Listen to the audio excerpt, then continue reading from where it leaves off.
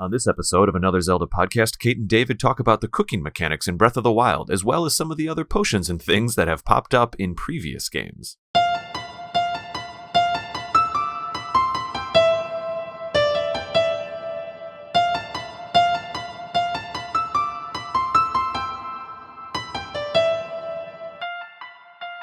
Hello, and welcome to another episode of another Zelda podcast. I am here, as always. This is Kate. I'm here with Dave. Geisler. Hello, I don't know how to Kate. do this anymore. No, you did great. I don't know how to do this. I was about to take a sip of water just as you were introducing me, and then my brain was like, abort, abort, put the glass down. Here's David. Gulp. Oh, Kate, what are we doing today? We are having our little cooking show, cooking with Kate and Dave, and we are discussing some recipes, mostly from Breath of the Wild, since that's where they mostly come up, but also a little bit of potions, elixirs, stuff that you can make, basically, in the games. In the games, plural? There might be a little bit of potion nonsense from other games, but yeah, mostly talking about recipes from Breath of the Wild, since that is Oh my gosh. where they are located. But it's kind of the theme is concocting things. I love it. I guess there is a little bit in Skyward Sword. Like, it does kind of grow, doesn't it? Yes, yeah. It has been getting more and more complicated as the games go on. I'm sure it will continue to do so. Neat. It kind of went from potions to elixirs in Breath of the Wild, where you can now make your own and have different effects and all that good stuff. So we're going to just talk about what we like to use, what's interesting about them, etc., etc. I think that the cooking system in Breath of the Wild is robust and impressive and super cool, and I never use it. I used it a lot. Yeah. I think it's something that... So I'm not always like the person who crafts in games. Right. Not necessarily like an outfit creator or things like that. But in the same vein, I like the person creation in The Sims. So maybe I do like that. I don't know. But I like the idea of cooking, I guess. Just the amount of different ingredients that there are in Breath of the Wild. It was a mechanic that I thought was really cool that I didn't even know I needed. I was like, oh, there's this thing I can do now. That's really neat. I think the first time I started to cook, it's kind of in that Great Plateau there where the old man says you got to do the spicy peppers to go, it's more of a mechanic thing, not just like, oh, you can make food. It's a good way to teach it. But I remember thinking immediately like, oh, we don't have red hearts anymore. There's not just hearts that come out of boxes. You have to eat an apple to get half a heart. I loved that idea. I love that there's food and all that kind of stuff, and that's how you do your hearts. It makes a little bit more sense. I think that's super cool. I do actually cook a bit, but to be honest, I mostly just cook Mighty Simmered Fruit, which I'll be talking about a little bit later. Oh, yes. Favorite recipes section. Indeed. Actually, I just realized, too, we have a quick listener feedback, if you don't mind. May I read it real quick? This is a review on iTunes. Super cool. This is from a JCar55, and it was called Newer Zelda Fan. And he writes, "This is the first podcast I've ever listened to, and it's awesome." That's insane. That right there. That is crazy. Awesome. Right there. That's really cool. Thank you. I hope that we did not disappoint on your first This is the first podcast I've listened to, and it's awesome, he said. Not awful, so that's good. I just started to play Zelda about a year ago. Also very cool. I bought a 2DS with Ocarina of Time pre-installed and really enjoyed it. After that, I went and downloaded all the Game Boy games, Awakening and the Oracle games, and played through them. So far in the past year, I've played a total of 7 games in the series, and I've already bought 5 more so I can continue to play. I think I may have fallen in love with the Zelda games. I watch a lot of videos about the series, and I think that the Game Boy games are totally underrated. I agree. I really liked to hear that one of David's favorite games in the series was Link's Awakening. Keep up the great content. That's so cool. Yeah, thank you, JCar55. That was kind words, and I am very excited that you are playing all these new Zelda games, and also that you really enjoy the handheld ones. Yeah, 7 games in 1 year? It's possible. That seems like a lot. Yeah. I play slowly, though, so that Maybe seems some a lot month to or two me. on each game. That's crazy, though. That's commitment. I like it. I adore the handheld games. I love the old school grid. I used to, when I was in high school and junior high, I used to do computer programming, and I designed my own boards of, where you make these sprites and you create the sprite sheet and you make your own worlds. I made a Jurassic Park game. I made essentially like an Island of Dr. Moreau style game where you're moving through these things. So when I play the Game Boy games, it connects me with that feeling, Sure. and that kind of game design. So I love those kind of games. Another thing where the Link's Awakening remake is kind of staying true to that by having the grid be the same. But anyway, Jay Card 55, that's super cool. And thank you so much. Yeah, thanks for posting that. That's awesome. Baby's first podcast. I have a ton of other listener feedback, but it's all tweets about recipes. So I'm going to save them and kind of pepper them in as we go through the episode here. Food puns. Accidental food puns. Gonna pepper it in. All right, so I kind of touched on this just a minute ago where I said, this is a game mechanic that I didn't even know I needed, but it's just insane that you can make risotto and pilaf. Like, where were they coming up with these things? Meuniere is a way to cook fish, and you can make like 5 different versions of this. Like, I think I just laughed the first time. It's like, you made risotto. I'm like, I did. I don't know how to make that in real life. If only it were so easy. Actually, I might have a tweet about that, if I may. There was someone who said, right here. Caleb Webb said, add another Zelda pod. Just like in real life, in Breath of the Wild, I cannot cook. I stick to the easy things like roasted apples. The Breath of the Wild equivalent of toast.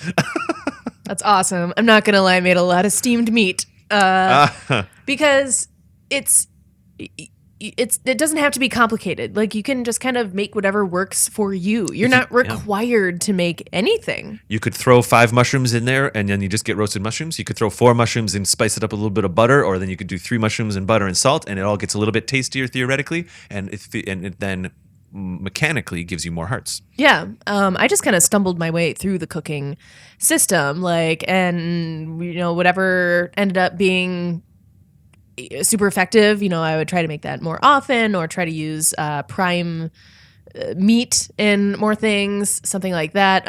But a lot of it was just chance. Yeah. I'm like, I'm just going to throw some salt in here, or an egg. I liked cooking with eggs. I don't know, whenever I found a bird egg, feels I got right. excited. Yeah. Because in real life, you would, put things together with egg a lot. Yeah. Egg goes in a lot of things. Yeah. Cooking with fish, I enjoy doing that a lot. Kate, I have a story. I was collecting eggs in Breath of the Wild, and I don't know, this is maybe half a year ago, and my little 5-year-old niece, who does play Breath of the Wild a little bit here and there, I've talked about it on the show, she was watching me play, and I was climbing trees, maybe in the Great Plateau, maybe somewhere else, and going to birds' nests, and, going egg, egg, egg, taking the eggs. Mm-hmm. And I did it the first time she witnessed it. She turned to me, she said, you just took that mama's eggs. I was like, oh man, you really brought some weight to the matter here. She's not wrong. She's not wrong. I just steal that mama's eggs. Steal that mama's eggs. You just took that mama's eggs. She didn't even see the bird. She just said it. I know, and I also feel bad when I'm like hunting foxes because they're so cute, or like the deer, and like the boars. I don't mind attacking as much because they're mean and they'll come get you. But and those stinking goats. Yeah, or the wolves. Like, I'll kill all the wolves with pleasure, right? Yep. Only in video games, not in real life. Anyway, feel the need to mention that. But yeah, definitely killing the foxes and the cuter things. I'm like, sorry, or like the birds, some of the kind of flamingo-y looking birds. I'm like, I'm sorry, I need your thighs. I'll often accidentally like plow over a crane with the horse. Yeah. And they're like, they don't take off in time, and you're like, Free I meat. actually didn't mean that, but I'm okay. I'll use your meat. Yeah. Use every part of the crane. Yeah, right. Bird. Right. So I said in the beginning too that I don't actually cook that much these days. I do kind of play it a little bit more classic, where I'll gain my hearts by sleeping at stables and towns. Yeah, I never do that. I cook. I always stay at the hotels, and then you can, stay in different beds, and they'll give you different things. Yeah. So I don't cook, but I'm into it, and I love it, and I do cook here and there sometimes for the fun of it to try different things. Yeah. So I was really excited that hopefully I'll actually maybe learn some recipes in this episode that I can go try. Maybe. We'll see. I don't know. Again, I did a lot of steamed meat. But you can definitely find plenty of recipes just by Googling it. There's like cookbooks all over the place where it tells you what you'll need. There was definitely some stuff in there that I had not experienced yet or heard of. All that Meuniere, I'm sure I'm not saying that right, but I think you are, but you just said Google it. So I mean, like in real life, there are cookbooks out there telling you what to do, and then in game, there's certainly recipes as well in cookbooks. Yeah. I think my memory is poor where I would not remember such a thing. I guess I could have taken a picture, like screenshot or something on your Sheikah iPad. Or just my Switch in general, just did a screenshot of it if I needed to remember. But I'm too stupid for that. So no. Honestly, I think you're smarter because the truth is it's significantly more efficient to find these recipes on the internet, I'm sure. Yeah. I didn't use them while playing the game, honestly, until I was kind of researching for this episode. And then I was like, oh, look at all these things that I could make. That's oh, cool. Interesting. Because again, they're not like super required, which is nice. I like that you don't, other than the thing you have to make in the very beginning or whatever, find the recipe to in the beginning for the old man, there's nothing that you absolutely need. There's stuff that will be a cool bonus if you have it, like, and you want to go against the super powerful guardian, I can't remember the name of it. It's like the high level or high test of strength or major test of strength. Oh, right. Okay. Something like that where you want to really increase your defense or attack power. I would recommend that, but you don't have to. I know we're going to get into the mechanics here, but I'm just going to put this out there right now with my mighty simmered fruit thing. Eventually, you start getting bananas in the game, usually from the Yiga clan and other places. But it's an embarrassingly simple recipe. It's 5 mighty bananas, and you just cook them, and you get mighty simmered fruit, and it gives you triple attack boost for like 12 minutes. And I kind of, once I found that recipe, I'd hit a pot and cook up 4 or 5 of those and just hang on to them. And I would use them every time I was in some kind of boss battle. And I feel that it vastly helped. Yeah, I remember you telling me about that. I think you even sent me a picture of a bunch of bananas at Target one time, and you're like, "Look!" Or maybe I sent that to you. I walked into it like a Target in Wisconsin. There was a vertical tower, gondola thingy or whatever, bananas just hooked to the brim. It looked like Donkey Kong's secret stash in there, in the middle of a Target. In the middle of nowhere. And I think I texted you something like, so many mighty bananas. Yeah. I am so strong. So yeah, I do remember you telling me about that recipe, very excited about it, and I stole that immediately. And as soon as I I actually found the bananas first in like the tropical area before I got to the Yiga stuff. So I was like, oh, bananas! Like I got so excited when I saw the bananas. And actually, to speak to that point, the mighty simmered fruit is a recipe that doesn't make a tremendous amount of logical sense. It's a bit of a joke because the Yiga clan loves bananas, and that's like their only food source. And so it's a little bit of a joke that the 5 bananas give you super strength. But generally speaking, the cooking in Breath of the Wild is very logical. And I see your notes here. I think you have like a whole system laid out. Yeah, so basically to summarize, in case you are newer to the game or you haven't seen all of this just yet, there are basically 11 effects that are possible by cooking food or making elixirs. So you have chili, energizing, enduring, electro, fireproof, hasty, hearty, mighty, sneaky, spicy, and tough. Oh, could I say something about that before you continue? So you can kind of logically suss out, do an egg, do some wheat, do some meat, put a mushroom in there, and you'll get a meal that gives you a certain amount of hearts. But if you put in a mushroom that has a spicy component or a chili component, for example, as you just illustrated, it'll not only give you hearts, but it'll give you some extra benefits, right? And that's what these feed to? Yeah, exactly. So the mushrooms, like there's iron shroom, that would be like the tough effect that you would get from that. Is it like hasty shroom or something like that? Yeah. So there are different mushrooms, and then there are also different like the spicy or cool, or I'm sorry, warm or cool. Yeah. What is that? Yeah. So like what it is, if you have like a chill shroom or like I joked, a cold staffelina, which I think is a flower. I'm not sure if you can actually eat that, but maybe it's technically a spice in this cooking mechanic. But anyway, if you cook some meat with a couple chilled shrooms, not only will you get some hearts, but you'll get resistance to heat. So they work in the opposite. So a chill shroom will help keep you cool. Yep. Therefore, it actually works in hot environments. Yep, and same with spicy effects in the cold area. Exactly. Which is what you learn from the old man, conveniently enough, when you have to go into the kind of colder parts of the Great Plateau. So basically you can't combine these effects. You can't have something that's energizing and electro. Right. Which is kind of a bummer, but I also understand how that would get kind of confusing, especially if you did like spicy and chili in the same one. I feel like that would maybe they would like. The reason they're doing that is so that you can't just make superfood. Right. But if we're going like in-game logic, it's like, well, maybe they would cancel each other out or something. Sure. I actually have a tweet here about spicy peppers that I want to share real quick. At Anna Hauser 11 said, "Add another Zelda pod. I find it hilarious that the spicy peppers work especially well as fuel for your master cycle." when you get the motorcycle Oh, at the end of really? the DLC. So maybe you don't know this, but you I have don't to yet. fuel it. When you get the Master Cycle, you have to feed it stuff. It's almost like Mr. Fusion in Back to the Future. You pop open the middle and you throw stuff in there. And according to her, which I haven't tried this yet, but I'm going to, taking 5 spicy peppers and throwing them into the motorcycle apparently is very combustible. I'm making an awkward face right now. Is this an allusion to something? Maybe. Oh man. Maybe. And yeah, so like you kind of mentioned earlier with a mighty simmered fruit, if you have more than one of something, it makes the effect last longer, which is also nice. Yeah. So you can do that with a multitude of things, mostly the mushrooms and the peppers and fruit and whatnot. Radishes too, stuff like that. Oh yeah, the hardy radishes. I always liked finding those. I was like, yes, I'm gonna make those immediately. I like those hardy radishes. You can also get bonus effects possibly by cooking particular things or during particular times. Whoa. So I don't know that I knew about this. It just kind of happened randomly, and I'd be like, oh, that's cool. You can like increase the effect of something by 5 minutes.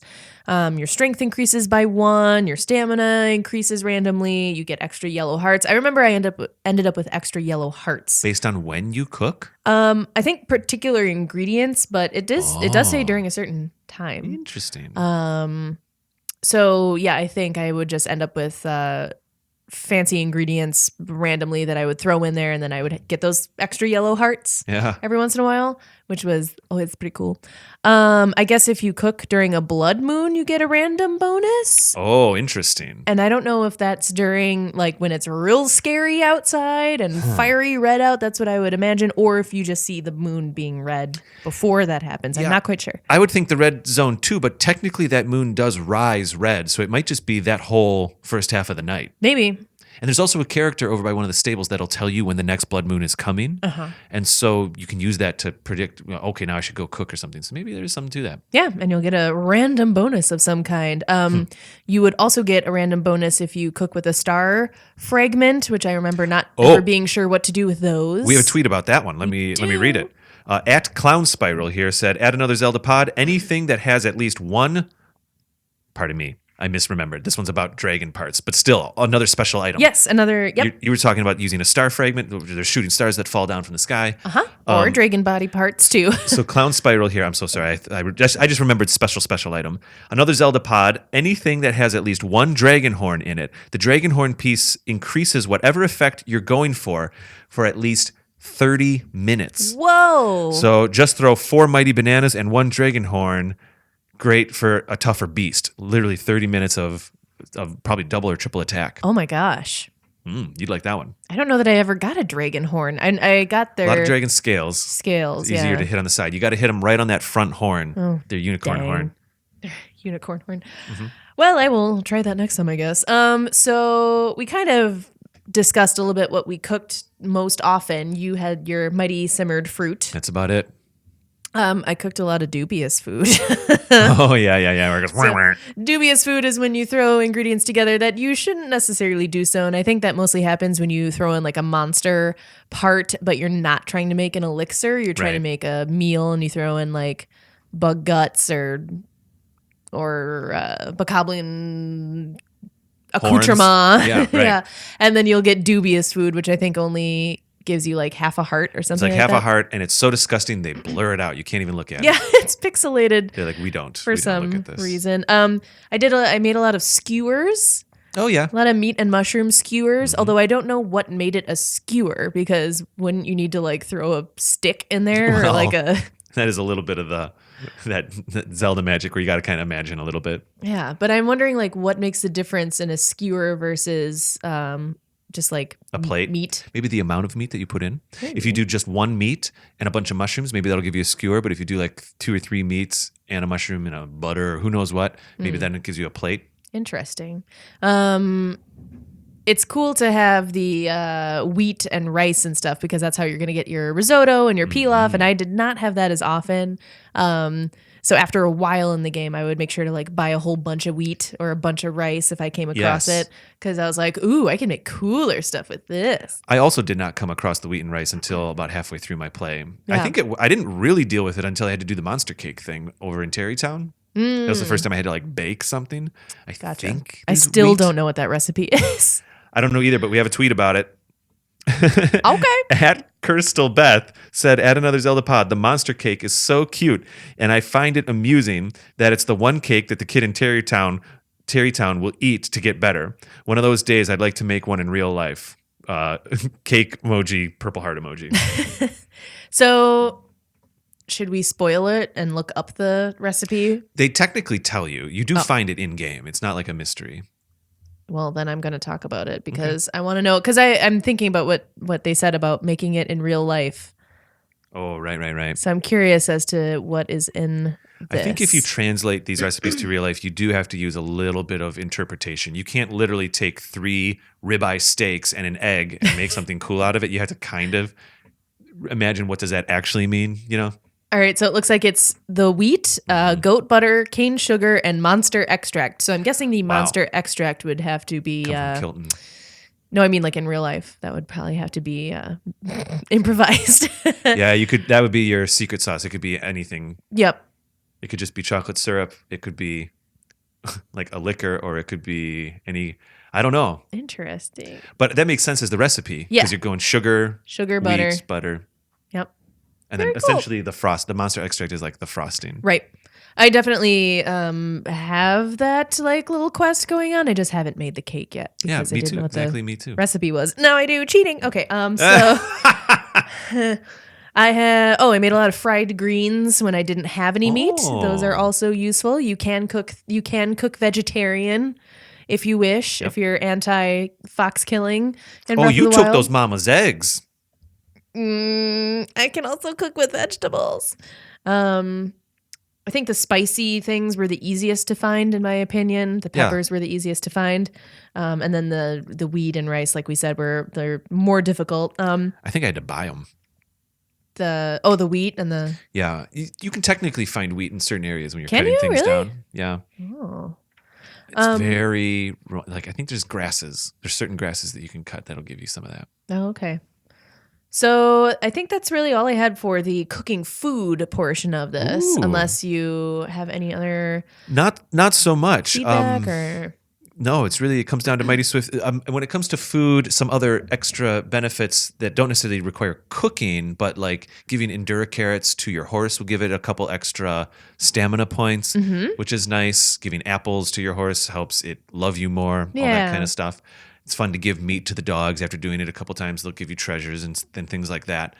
So that's a fun way that the food is still impacted. It's kind of cool that you can improvise cooking by having things freeze or actually, so if you're in the Goron area, meat and stuff will cook on the spot right on the ground. Oh, yeah. And you have to be careful sometimes because sometimes you don't want the meat to cook because then you can't use it in a recipe. Right. Or things will freeze. That's just some other like honorable mentions that I can think of. But when it genuinely, I'll goof around and cook a few things here and there. But strategically, it's all about Mighty Simmered Fruit for me. I would, just cook a bunch of things. There was one thing, I guess this goes more into elixirs, which we'll talk about next, but there were things that I will come to a quest or something and be like, oh, I know what I can make to make this easier. Right. Either like more stamina basically was a big part of that. Yes. I think that's the one I might do the most. Yeah, I guess so. Because at first, so we'll move on to elixirs, basically. Well, actually, why don't we go to break? I think it would be a good time, if I may. But I want to say one thing about the stamina. Yeah, stamina is one of those things where even if you have your full 3 circles and you're wearing your crazy stamina clothes or whatever, it doesn't really exist. Like you can increase your fireproofness with clothes, but you can also do it with an elixir. You can increase some of these things with items, but with stamina, there is a benefit to having to be paragliding from one location to another. Those rings are circling down in midair. You can go and eat another stamina refilling thing and keep going. Fly forever. And so I think that there's actually a lot of value in the stamina foods. Yeah, absolutely. Cool. Well, let's go to break then. Indeed. I'll see you in just a minute. Okay, bye.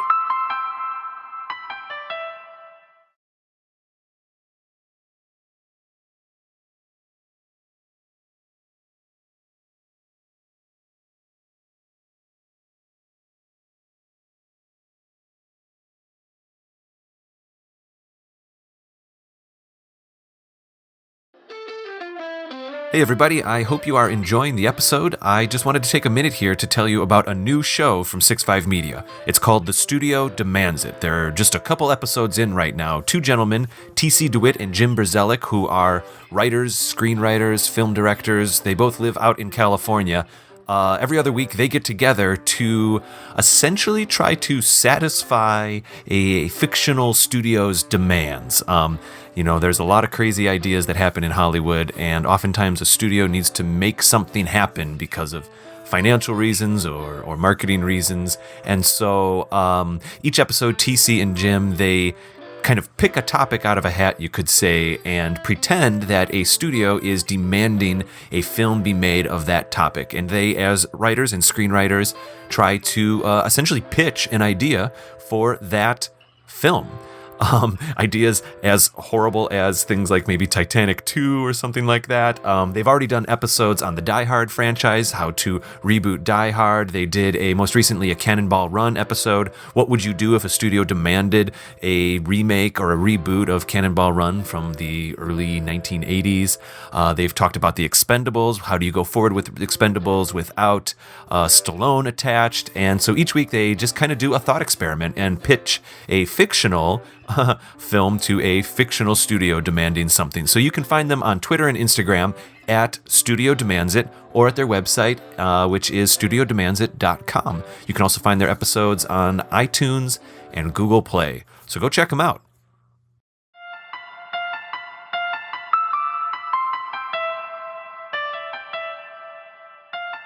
And we're back. Welcome back to I need to, story. Yeah, we're back. I need to find a funnier name for our cooking show, but I don't know what it is yet. I don't think know. about it. I'm terrible at improv, as I have mentioned in previous episodes, but we're back from our commercial break. Oh, yeah. It would either be a food pun or it would just be like cooking with so-and-so. Mm-hmm.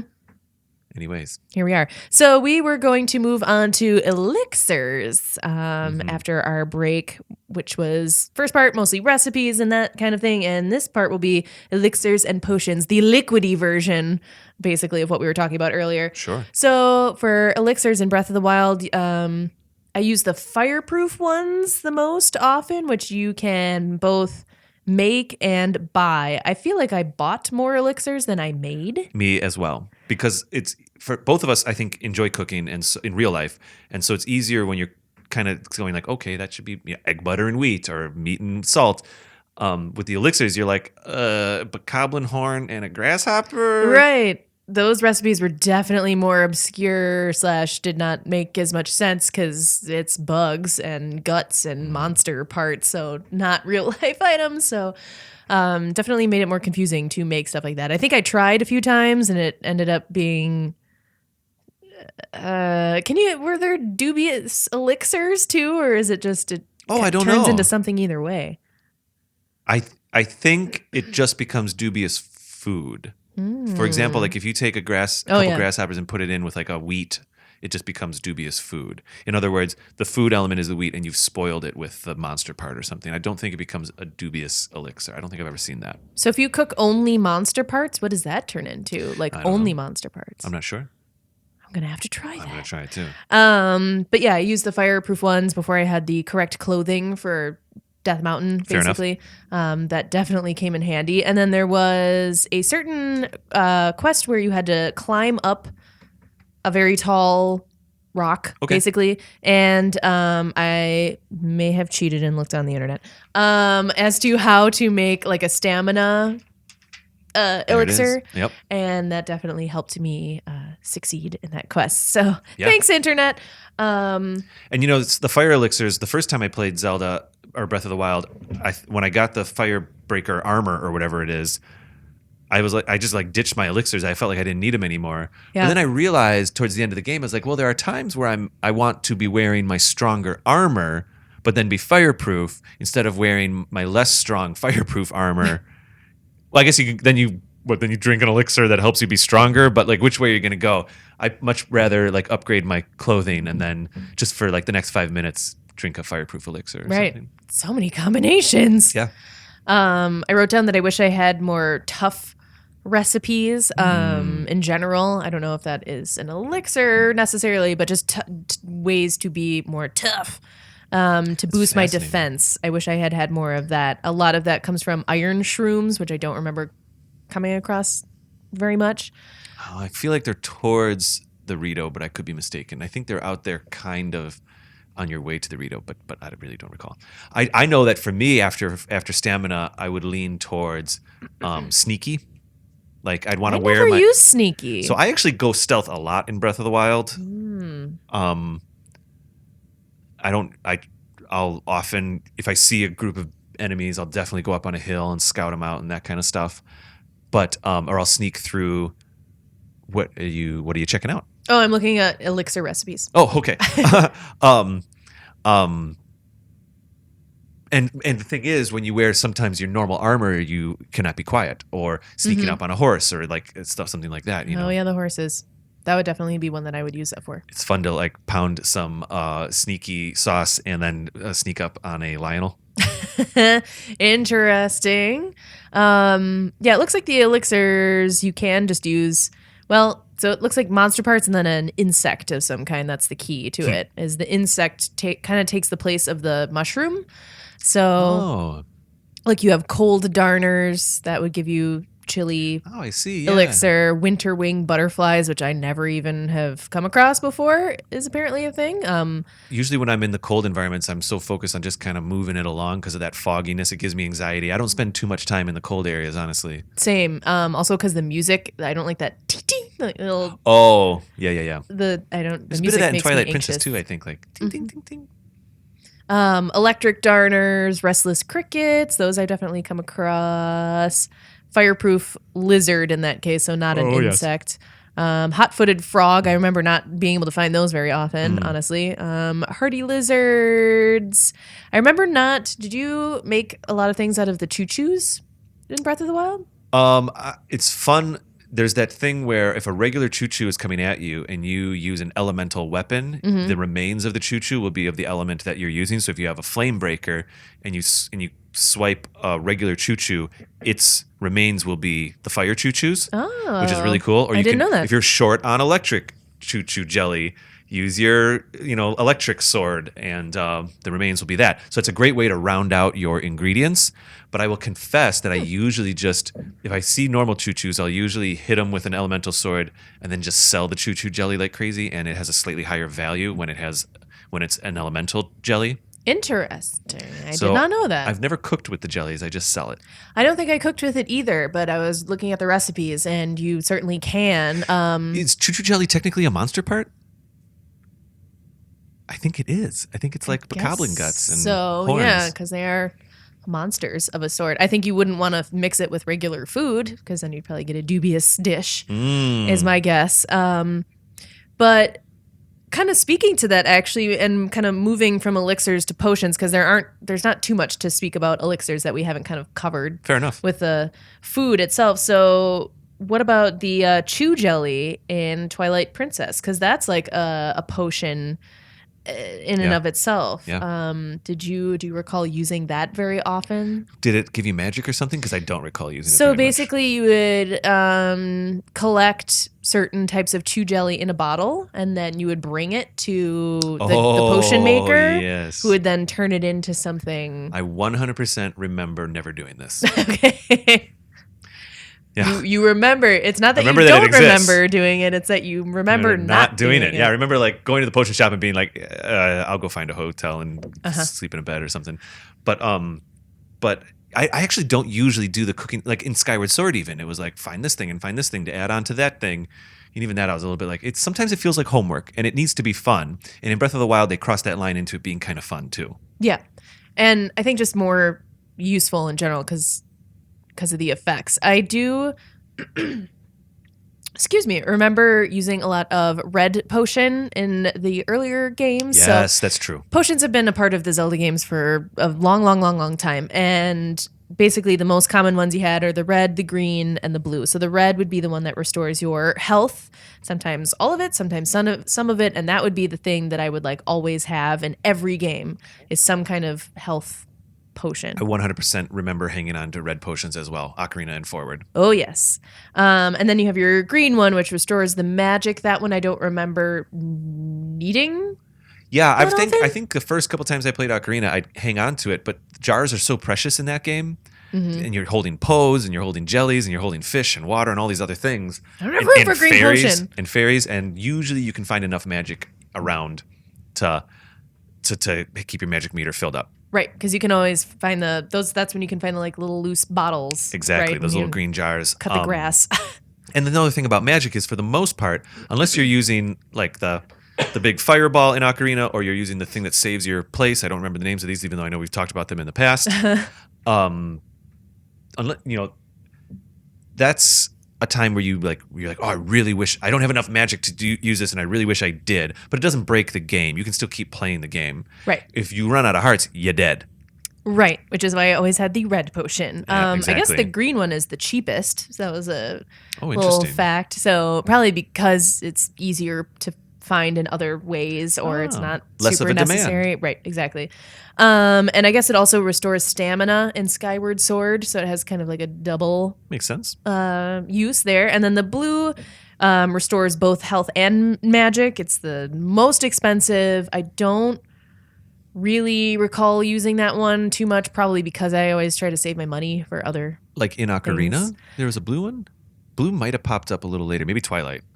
But Yeah, I don't know. But weirdly enough, it's I'm in going to consult games. my encyclopedia. It's in games that don't even have a magic meter, so the fact that it restores both things is a little weird.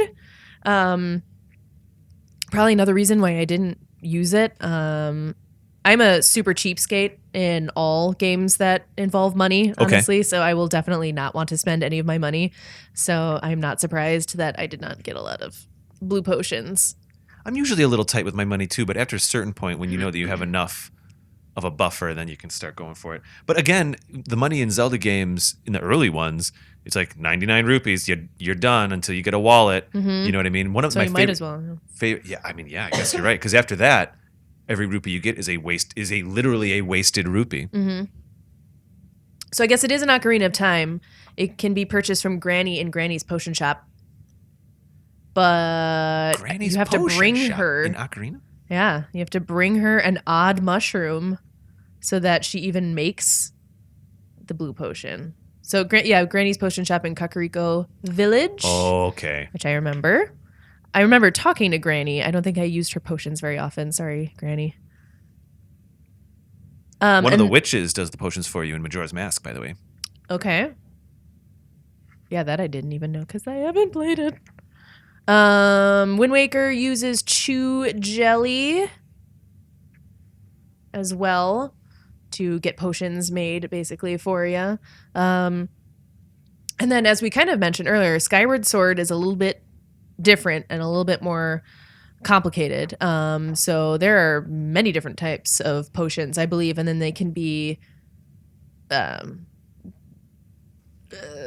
manipulated to have different effects and things like that in Skyward Sword. If I may, Kate, the blue potion first appeared in A Link to the Past, then in Ocarina, then Majora's Mask, then the Wind Waker, then the Minish Cap, Twilight Princess, and A Link Between Worlds. The blue potion is very popular. Just not but among us, apparently. Yeah, I know. I just hung on to the red. I was fine. Yeah, that's all I needed. So, Skyward Sword, an interesting thing about that one is you can make a Guardian potion, which That's halves cool. your damage for a limited time. Oh, neat. And I did not know about that because, again, the potions in Skyward Sword weren't really necessary to me, I guess. However, that might be super useful on the replay of Skyward Sword to Yeah, I agree. find out how to make that Guardian potion. I remember that was the beginning of kind of being able to use, it wasn't just memorize X, Y, and Z to make, I don't know, A. That Skyward Sword was the beginning of, well, you can have this ingredient and then another ingredient modifies it. So if you use a different ingredient, there was a little bit of logic to that potion shop inside the market there Yeah. in Skyward, which was kind of fun. And you're using insects and stuff like that. So it is very similar to Wind Waker in that aspect. You're grabbing beetles and dragonflies and all sorts of things. Ants. I don't think I Yeah. realized when playing Skyward Sword that that's what those were for. I didn't either. So I learned something today. How about that? Yeah, Guardian potions, stamina potions, revitalizing potions, air potions. Interesting. So I guess that Guardian one, you're invincible for 3 minutes. Invincible? Yeah. Invincible? Yep. Well, I guess okay. Something says halves damage, and this one that I'm looking at says invincible. Well, even so, that's interesting because invincible is still a strategy because especially with the like imagine you're saying like, oh, I'm definitely going to use the invincible thing on this boss battle. Okay, cool. But a lot of times in Skyward Sword and most of the Zelda games, you can't just hack and slash at an enemy. You can do that a little bit more in Breath of the Wild, but usually you have to wait for a moment for something to be exposed. Right. So even if you're going to use an invincible charm or whatever it is for 3 minutes, you still might only get 2 or 3 or 4 opportunities to. I mean, it'll keep you alive. So it's nice if you're down to like 1 heart and that's the only thing you have. I can see Right. that. I just think it's interesting that one source says invincible and the other says halves damage. So I don't know. What's it called? Guardian potion. I'm going to see if I can find it. So kids, make your Guardian potion and see what happens. Either way, you'll be better off than you were before. No matter what.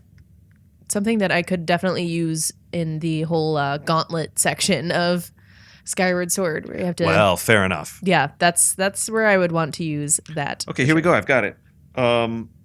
There's a Guardian Acorn, first seen in Link's Awakening, which we've both used, where it doubles your attack, or no, your defense. And that's when that weird little music plays. But then the Guardian Potion in Skyward Sword, here in the official Zelda Encyclopedia, it says, drinking this potion halves the damage Link takes from enemies for 3 minutes. It can be purchased at Love and Pete's Prayer Shop. Okay, we know that. But then there's also Guardian Potion Plus, an enhanced version made by turning in certain bugs. And a Guardian Potion, drinking this potion nullifies all damage from enemies for 3 minutes. So both are true. Both are true. One requires special ingredients. Everyone's right. Yay! Interesting.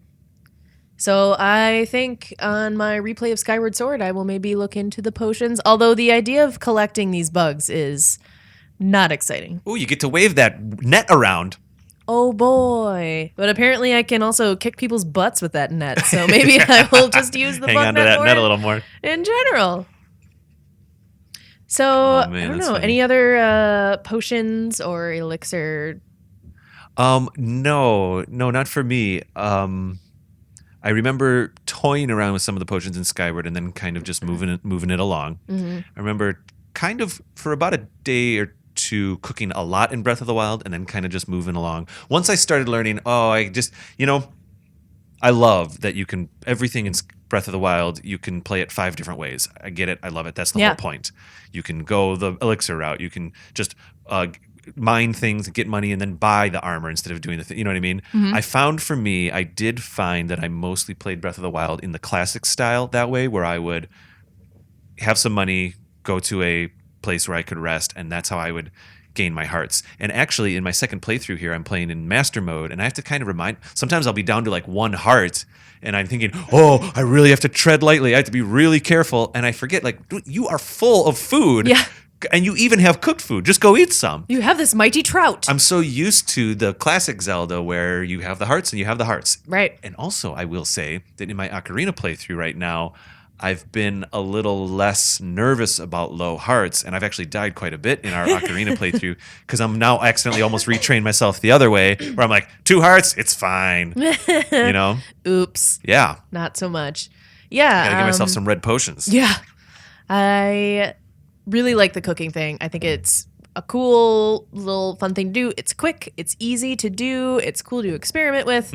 It could be a little quicker. It take that animation. I'm very like, okay, skip it. Oh, I skip it every time. Yeah. So that's how it can be quick. But that song is cute too. That I don't know. I like it. Boom, gunks. And he's all interested to see what's gonna happen. It's very Monster Hunter, that moment to me when you cook in Monster Hunter and stuff. I dig it. Well, I guess that's all I had for That's fine. for this one. But and obviously we've gotten some feedback already. But if we haven't, Oh, I think we had one final tweet here as a Yeah. quick one, but I want to still at Gabriel Vargas 13 said just basically listed some recipes that he or she likes. Probably stamina bass, which is three basses and 2 honeys, which helps you go really fast. It's a good one. Cool. I might try it. Cool. 3 basses, 2 honeys, and then of course the big hearty radish, 5 radishes, and it gives you yellow hearts. There is, I think I've done that before. the mighty darner or the mighty passion fruit or whatever it is. There's a mighty fruit that's not a banana that is basically like super bananas, and the heart, or it's a hearty. I think you find it in the tropical area. It's green, almost looks like a green pumpkin, so keep an eye out. Yeah, it's like a melon of some kind. Yes, maybe? it's not round, but it looks like a pumpkin, and it's green like a melon, and it's called mighty something. And if you find some of those, it's up on the plateaus behind the horse area over there, opposite the big waterfalls. 5 of those, and you're rolling in mighty energy. Basically, it sounds like you should try to cook 5 of everything. Well, that is the only. Let's finish this episode off with that. That's the only time where the cooking system kind of broke down for me, and I found that really, if I just do 5 of one thing, it's one unit of logic says, well, it's the most of that element, so of course it's going to be great, but it's also not cooking. Then you're just adding on, and so the cooking broke for me a little bit when I realized I could just put 5 of almost right from the beginning when it was 5 spicy peppers.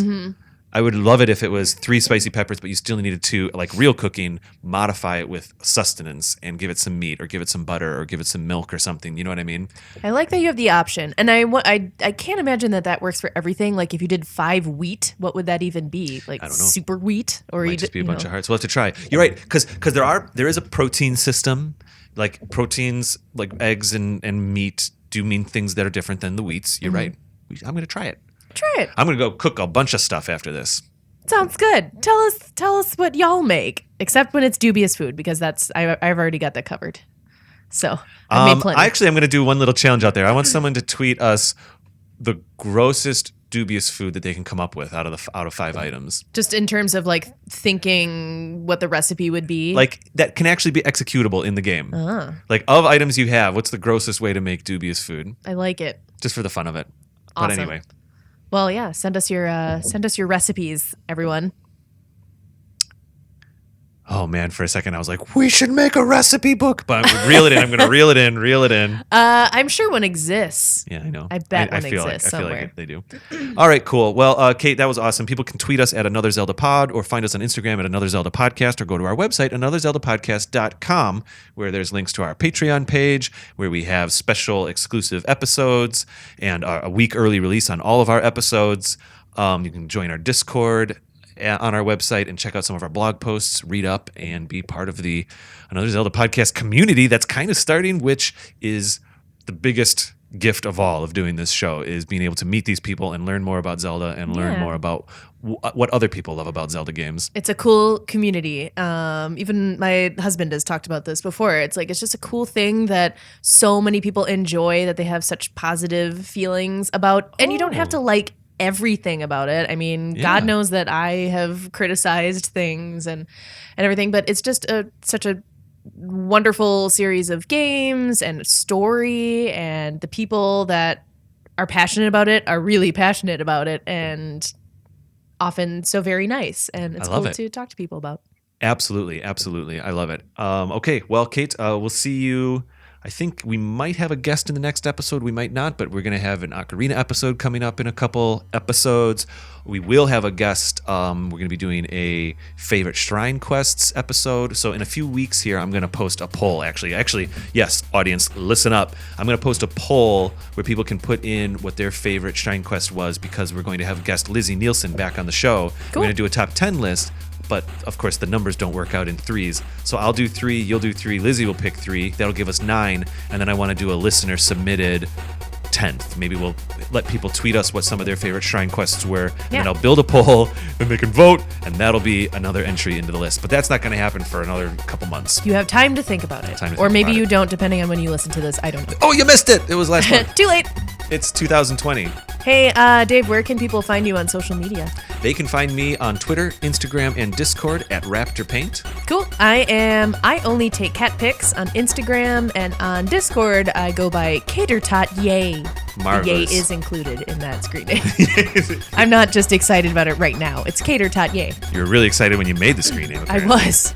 Yay! Yay! All right, Kate, I'll see you in 2 weeks. Okay, bye.